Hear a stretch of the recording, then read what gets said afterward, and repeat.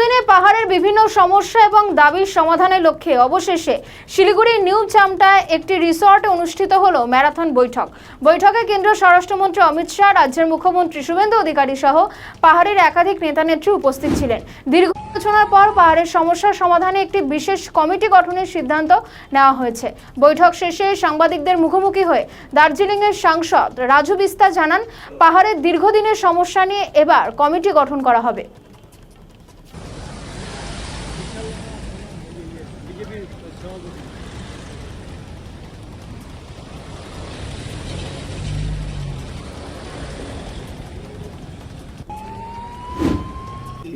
कौन सा रास्ता मुझे बोलने दो।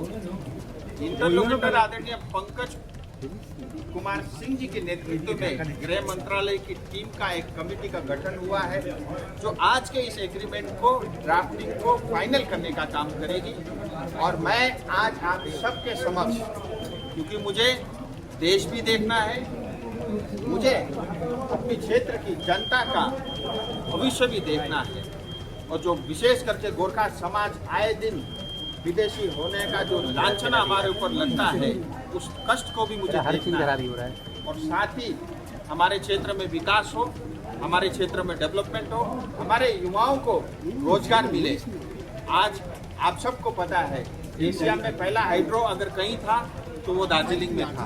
100 साल पुरानी यूनेस्को टॉय ट्रेन अगर कहीं चलती है वो दार्जिलिंग में चलती है। भारत में सबसे पहले अगर कहीं बिजली आई वो दार्जिलिंग